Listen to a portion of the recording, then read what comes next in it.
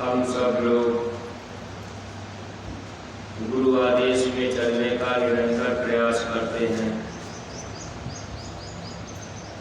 हर लोगों के अंदर इच्छा बनती है कि हम इस मानव जीवन का सच्चा सुख प्राप्त कर लें, लेकिन ये मन हम लोगों को धोखा देने का काम करता है। महापुरुष हम जीवों को यहाँ से निकालना चाहते हैं। हम सब लोग इस संसार में दुनियावी सामानों को देखकर दुनियावी चीजों में हम आप फंसते जाते हैं।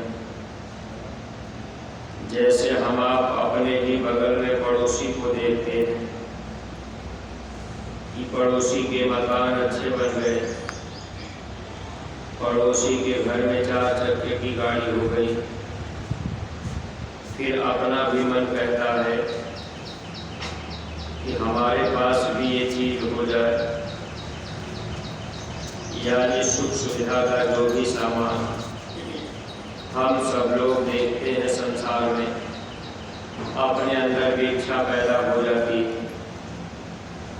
इसीलिए महापुरुष हम जीवों से ज़्यादा सेवा और भक्ति कराते हैं। जब हम आप ज़्यादा समय सत्संग में देंगे, ज़्यादा समय अपना सेवा में देंगे, ज़्यादा समय गुरुओं के साथ में रहेंगे, तो गुरु हमेशा गुरु के वचन की चर्चा करता है।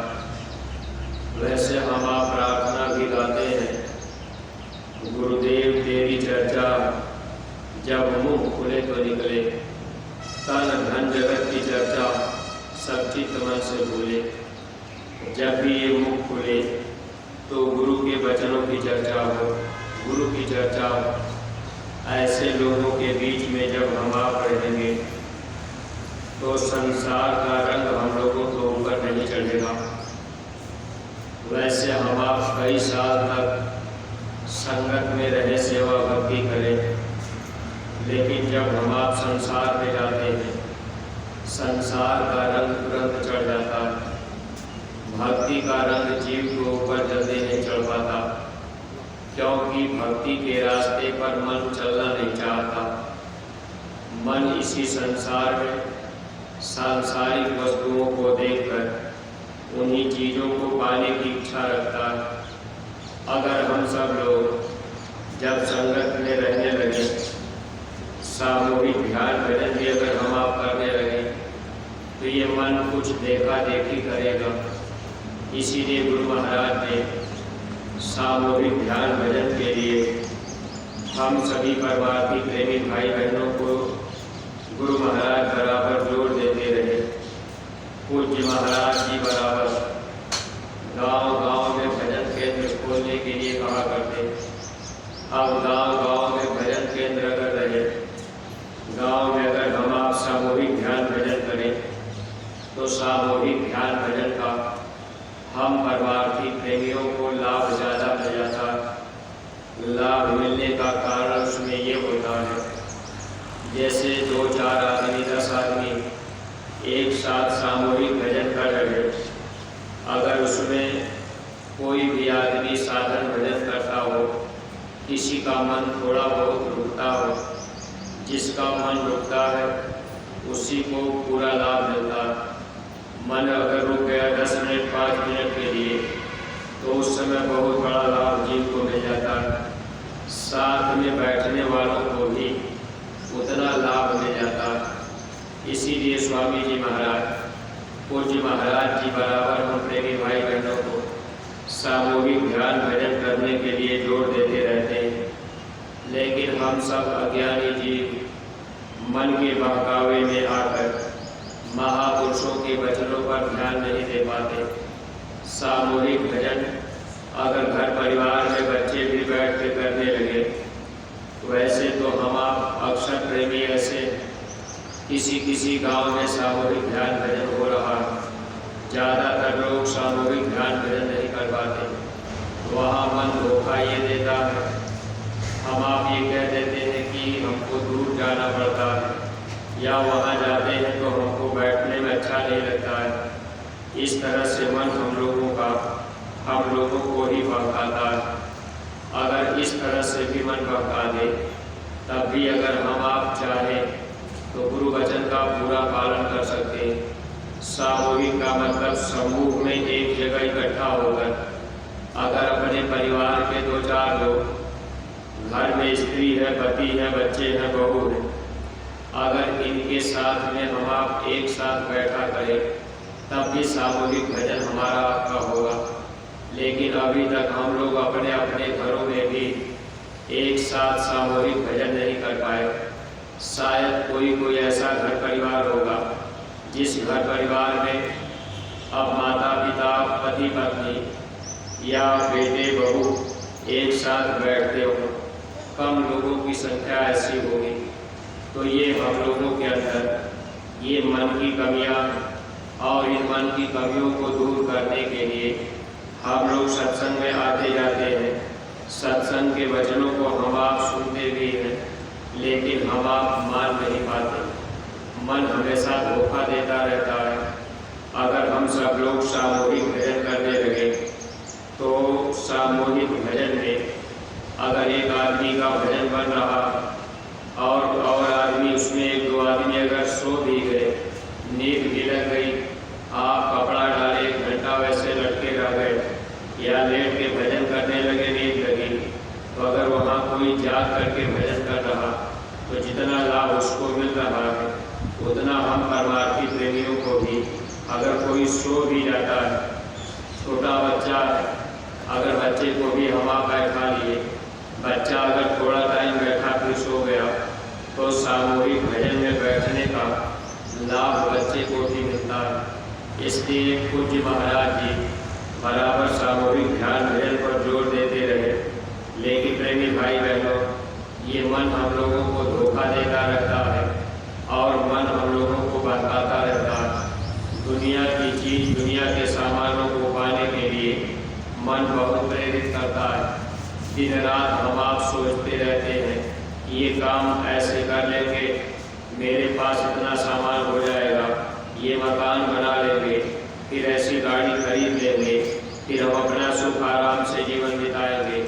लेकिन ये संसार की इच्छाएं कभी पूरी नहीं होती, क्योंकि ये इच्छा जो है, ये चाह जो अंदर में पैदा होती है, ये हम लोगों को गिराने का काम करती है। इसलिए महात्माओं ने लिखा भी था, चाह चमारी चूहरी अति नीचन की नीच।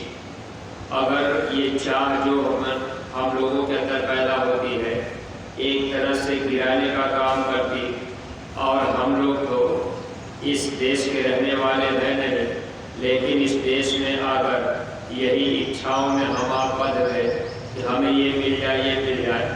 जबकि हकीकत और सच्चाई ये है कि हम आप जान भी रहे, जब सांसों की पूंजी पूरी होगी, ये बंगले, गाड़ी, घोड़ा, ये दुनिया के सामान हम लोगों से छूट जाएंगे। आज इस मनुष्य शरीर में रहकर हम आप गाड़ी घोड़े से चल रहे, अच्छे कपड़े पहन रहे, अच्छे मकान में रह लेते, शरीर पर सेंट साबुन तेल लगा लेते, लेकिन जब यही जीवात्मा इस शरीर से निकलती है, निकलना जरूरी है, क्योंकि मौत सच्ची चीज़ है। दुनिया की और कोई चीज़ मिले ना मिले, लेकिन एक न एक दिन हम सब लोगों को ये शरीर छोड़ करके जाना है। अब यही जीवात्मा जब इस शरीर से निकल जाती है, तो ये जीवात्मा 84 में नरकों में, वहाँ कोई गाड़ी घोड़ा नहीं मिल पाती, अब वहाँ कोई नहाने धोने का साधन नहीं, वहाँ कोई साबुन सेंट क्रीम नहीं लगा सकता। 84 लाख योनियों में वहाँ हम आप कपड़े भी नहीं पहन सकते, वहाँ नंगे रहना, नंगे चलना, नंगे खाना पीना, जहाँ टट्टी पेशाब करते वही उठना बैठना, ये पीड़ा महात्मा देखते हैं। हम लोग कभी भी ये मन हम लोगों का ये नहीं सोच पाता कि भाई हम अगर 84 में थे तो वहाँ हमको इतनी दुख मिली, मनुष्य शरीर में हम आ गए तो यहाँ चाहे जैसा भी कपड़ा मिल गया, चाहे जैसे भी रहने के लिए व्यवस्था मिल गई, अगर ये मन मान जाता, यानी अंदर में संतोष पैदा हो जाता, तब तो हम आप कुछ न कुछ लाभ प्राप्त कर लेते। लेकिन परमार्थी प्रेमी भाई बहनों, ये इच्छाएं हम लोगों की बराबर दुनियावी चीज़ों की तरफ भागती रहती है और हम लोग कभी इस मन को समझाने का प्रयास नहीं करते, जबकि हर परिवार की प्रेमी भाई बहनों को इन बातों का हमेशा ध्यान रखना ही है कि आज नहीं तो कल ये शरीर छूटेगा। सौभाग्य हम लोगों का ये है कि हम लोगों को ऐसे समर्थ सद्गुरु मिल गए। गुरु महाराज ने हम लोगों को रास्ता बता दिया। अगर हम लोग सुमिरन ध्यान भजन करते रहे, गुरु के वचनों से थोड़ा सा प्रेम रख लिए, जो भी आदेश अपने गुरु दरबार से मिले उस आदेश का अगर हम आप पालन करने लगते तो इस जीवात्मा को जन्म मरण की पीड़ा से महापुरुष बचा लेते। अगर हम आप गुरु के पास आने के बाद भी अपने मन को समझाने का प्रयास नहीं कर पाए, यही दुनिया की चीज़ों को हम आप अगर चाहते रह गए तो ये इच्छाएं फिर हमको आपको ले जा करके कहीं न कहीं गिरा देगी। इसलिए महात्मा इच्छाओं को मारने के लिए हम जीवों से सेवा कराते, और जब कभी भी हम आप सेवा करने आते हैं, भंडारे में भोजन करना होता है, तो देखिए ये मन जो है स्वाद का रसिया है। अब इस मन को अच्छे भोजन चाहिए, ये हम आप इसको नहीं समझा पाते कि चलो भाई 2-4 दिन जो भी सेवा करने का मौका मिला, अब स्वादिष्ट भोजन तो हम आप घर में बना के खा ही देते हैं। लेकिन यहाँ आने के बाद भी मन के अंदर ये भाव पैदा होता, कितने सत्संगी ये बात कह भी देते हैं कि भाई इतनी सेवा दी जाती है फिर भी अच्छा भोजन भंडारे में नहीं मिलता है, स्वादिष्ट भोजन नहीं मिलता है। अब महात्मा सब जैसे सब्जी ही बन गई, अब उसमें कई तरह की सब्जियां मिला दी गई। अब मन कहता है कि भाई ये सब एक में मिला दिया गया। महात्मा सबके स्वाद को मारने के लिए, इच्छाओं को मारने के लिए महात्मा प्रयास तो करते हैं, लेकिन प्रेमी भाई बहनों अब हम लोगों का ये मन है धोखा देता रहता और इसी तरह हम आप फंसे रहते हैं। कभी भी हम आप मौत को याद नहीं रखते।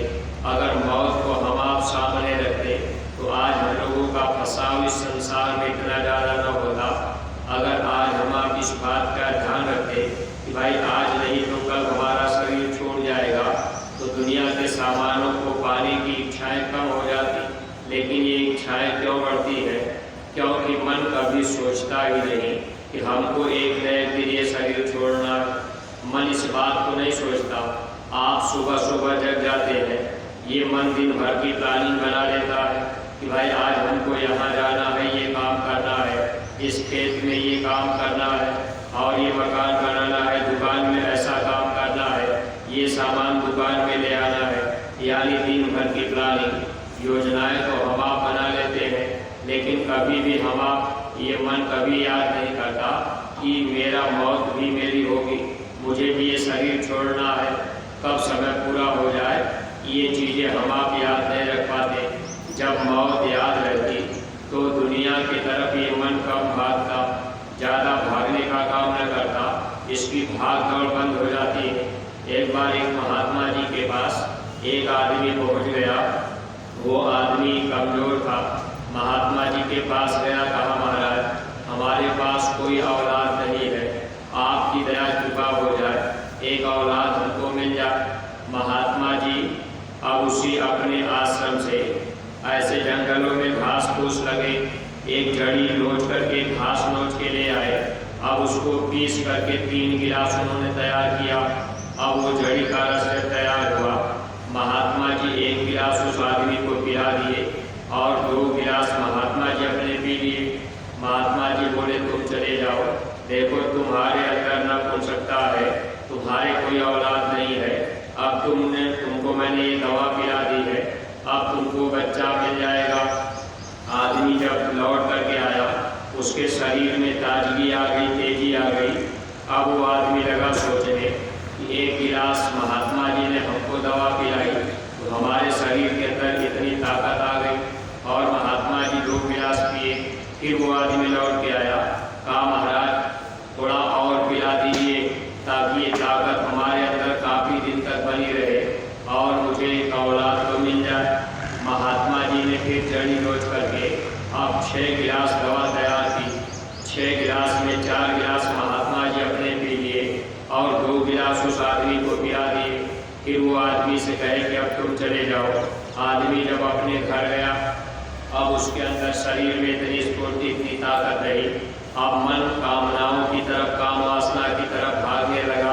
शरीर में जब तेजी आ गई तो वो सोचने लगा कि आखिर महात्मा ने हमको 3 गिलास ही दवा पिलाई और महात्मा जी अपने 6 गिलास दवा पी गए, तो महात्मा जी की तो शादी हुई नहीं है, उनके पास कोई स्त्री भी नहीं है, हमारी तो शादी, हमारे पास स्त्री है, आखिर महात्मा जी भी ये दवा पीते हैं तो उनके शरीर के अंदर इतनी ताकत, स्फूर्ति आती होगी, तो आखिर वो महात्मा जी भी कहीं न कहीं गलत सोचते होंगे, करते होंगे।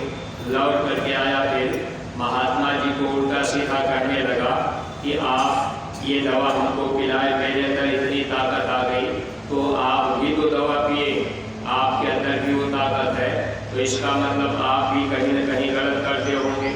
महात्मा जी कहने लगे कि बच्चा, मेरे अंदर तो ताकत आती है, लेकिन मैं मौत को सामने रखता हूँ, इसलिए उसका असर मेरे ऊपर नहीं होता है, लेकिन तुम मौत को भूल गए, इसलिए तुम्हारे ऊपर इस बात का असर पड़ गया। महात्मा जी कहने लगे कि देखो, अब तुमको 3 गिलास दवा पीने पर ये तुम्हारे शरीर में जो ताकत आ गई है, अब ये ताकत तुम्हारी खत्म हो जाएगी। उसने कहा महाराज वो कैसे? तो महात्मा जी बोले बच्चा, आज के ठीक 7वें दिन बाद तुम्हारी मौत हो जाएगी, तुमको सर्प डस लेगा, तुम रात में सोए रहोगे और तुम फिर बच नहीं पाओगे। आदमी जब लौट करके वापस अपने घर गया, जब वो ये बात सुन लिया कि भाई महात्मा की वाणी झूठी भी नहीं होती, महात्मा जो कह देते वो सच्ची होती है।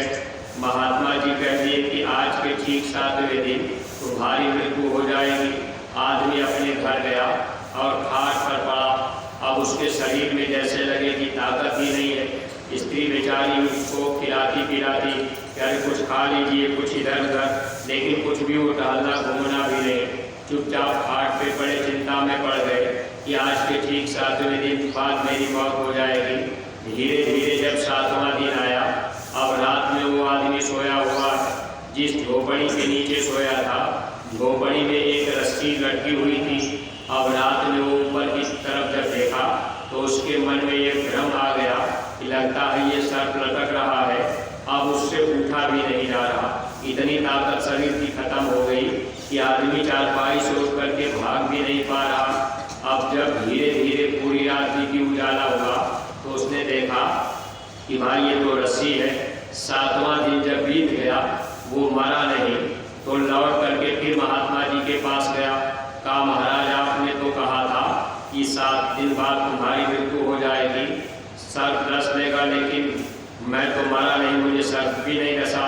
तब महात्मा जी पूछे अच्छा एक बात बताओ, 7 दिन तक तुम्हारे शरीर के अंदर स्फूर्ति ताकत रही? कहा महाराज की नहीं, मेरे अंदर कोई ताकत नहीं रही, मैं कोई काम भी नहीं कर पाया, मैं खाट पे चुपचाप चिंता में पड़ा रहा, अब मैं रोटी भी पूरा पेट भर नहीं खा पाता था।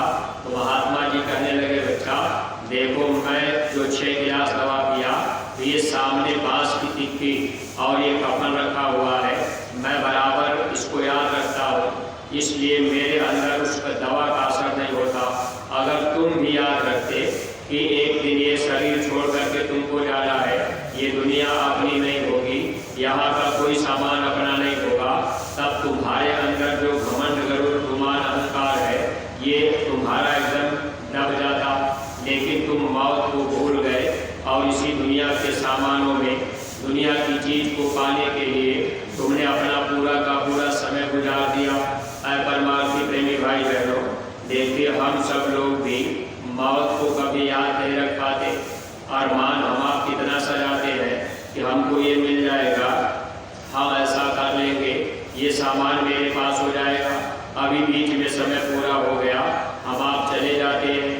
अगर हम लोग भी रोज रोज याद करें, कभी सुबह जागने के बाद 1-2 मिनट के लिए अगर हम आप ये बात याद कर लें कि भाई हो सकता है आज ही मेरी मौत हो जाए, हो सकता है कल ही हम मर जाए, तब ये मन थोड़ा भजन के लिए हम लोगों को प्रेरित करता। लेकिन ये मन करता क्या है, जब ही सुबह जगे आप दुनिया के सब काम धाम, रात में जब हम आप सो जाते हैं, जब जब नींद लग जाती है तो दुनिया में क्या हो रहा, कहाँ कैसे हो रहा, अब उस समय तो हम आप बिल्कुल भूले रहते हैं। लेकिन सुबह जगने के बाद फिर यही दुनिया का काम धंधा, दुनिया के सामानों को इकट्ठा करने की चिंता हो जाती है। मौत को हम आप भूले रहते हैं। इसलिए महापुरुषों ने इशारा भी किया था, मौत से डरत रहो दिन रात। हे इंसान, ये मौत एक दिन आपके साथ आएगी और ये शरीर आपका छूटेगा, सामान आपका छूटेगा। आपको मानव जन्म मिल गया, आपको सद्गुरु मिल गए, रास्ता मिल गया।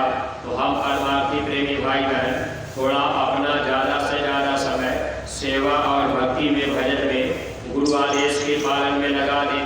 घर परिवार में हम आप रहते हैं, वहाँ भी हम आप अपने अपने गाँव को, जिस गांव को हम लोगों ने गोद ले लिया, और प्रत्येक सत्संगी प्रेमी भाई बहन एक एक गांव को गोद ले करके गुरु महाराज के वचन बाड़ियों को घर घर पहुंचाने का काम करते रहे। अगर ये काम हम आप करते रहेंगे तब तो प्रेमी भाई बहन हम लोगों का परमार्थ बनता जाएगा। ये मानव जीवन हम लोगों का सार्थक होगा। जब भगवान कृष्ण परिवर्तन करने आए उस समय 5 पांडवों को साथ में लिए थे। जब अर्जुन को लड़ाई के मैदान में ले गए, अर्जुन धनुष बाण रख दिए।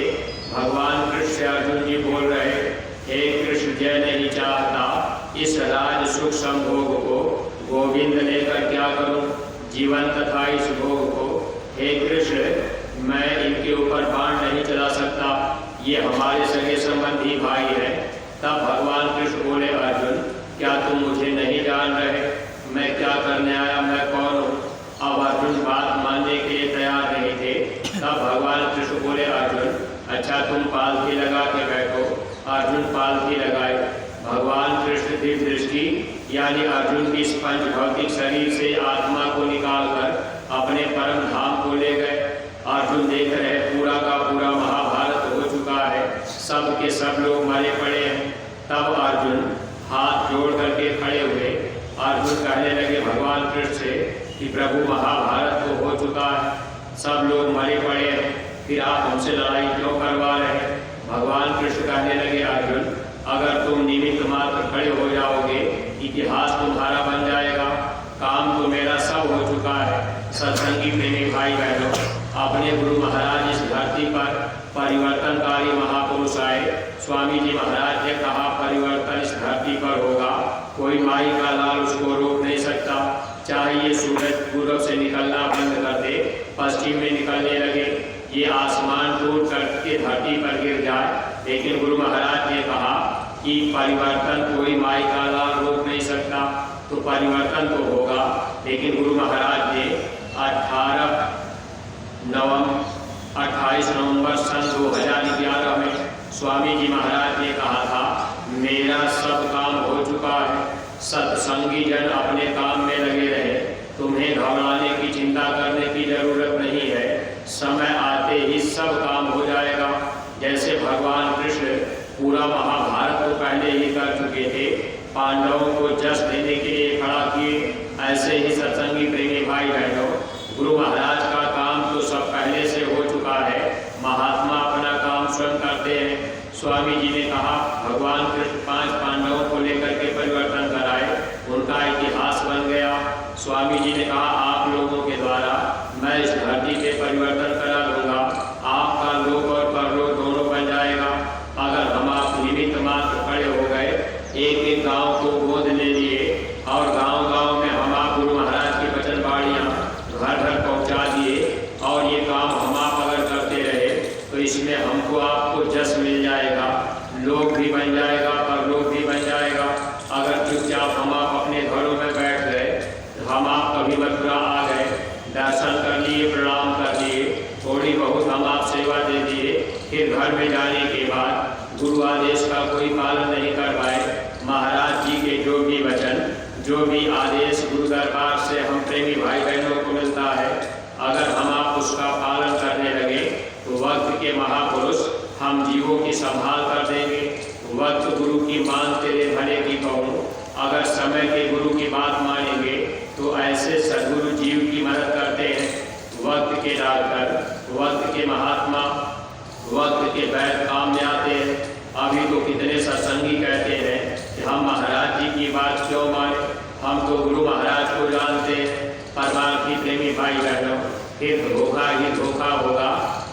समय के महापुरुष जो हम परमार्थी प्रेमियों को आदेश देते हैं, अगर उसका हम आप पूरा पालन करें तो लोक और परलोक दोनों बन जाएगा, मानव जीवन पाना सार्थक हो जाएगा। इसलिए परमार्थी प्रेमी भाई बहन हमेशा अपना लक्ष्य परमार्थी रखिएगा। अपनी आत्मा के कल्याण के लिए अधिक से अधिक हम आप सत्संग, सेवा और भजन में, शाकाहार के प्रचार में अपना समय दे देंगे, वही समय हमारे आपके काम आ जाएगा। बाकी दुनिया में जितना समय हम आप लगाएंगे, दुनिया छूटेगी तो वो समय भी हमारा आपका बेकार जाएगा। इन्हीं शब्दों के साथ हम अपनी वाणी पर विराम दे रहे।